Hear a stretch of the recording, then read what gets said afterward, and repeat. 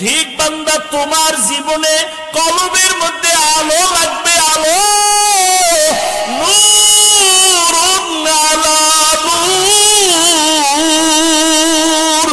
তোমার কলবের ভেতরে আলো লাগাও। একটা হলো জাহিরি আলো, আর একটা বাতিনি আলো লাগবে। জাহিরি আলো আল্লাহওয়ালাদের নেক নজর, আল্লাহওয়ালাদের নজর যার দিকে যত বেশি লাগবে তার কথার ভিতরে রুহানিয়তের কালার বেড়ে যাবে, তার কথার মধ্যে কালার বেড়ে যাবে, কথার রং ঢং আলাদা হবে। তবে মজা বাড়ানোর জন্য লাগবে মালিকের গোপন রাতের নজর। আমার মাওলা কুদরতের নজর দেওয়ার জন্য প্রতিদিন প্রথম আসমানে হাজির। আল্লাহ আসেননি রাতের বেলা, বলে না কেন? কোন রাত্রে আসেন?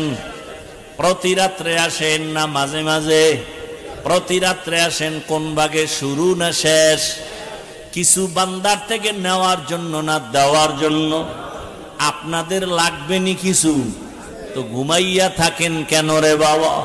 অতিও গভীর হয় রজনী যখন, নীরবে প্রভুর নাম জপিও তখন।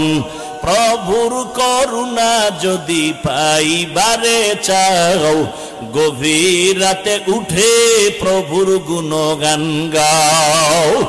ও আমার যুবক বাবারা, অতিও গভীর রাতে আবার মাওলা হাজির।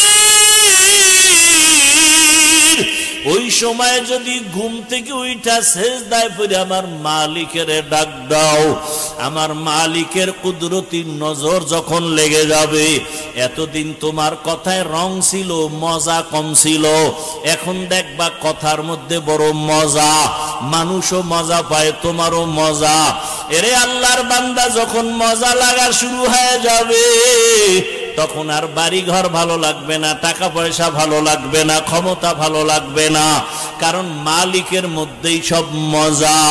এরে আল্লাহর বান্দারা, যুবক বাবারা, আজকে তাকাইয়া দেখো তোমার মতো কত যুবক জীবনে মাদ্রাসায় পড়ে নাই, জেনারেল লাইনে পড়ে, স্কুল কলেজে পড়িয়াও 5 ওয়াক্ত নামাজি আছে না নাই? বলো বাবা, তুমি কেন পারবা না? অবশ্যই তোমার কপাল পুড়িয়ে গেছে। কার জানি বরদোয়া লাগছে।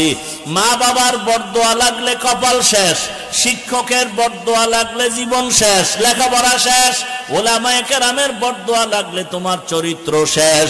তোমার মতো যুবক যদি স্কুল কলেজে পড়ে না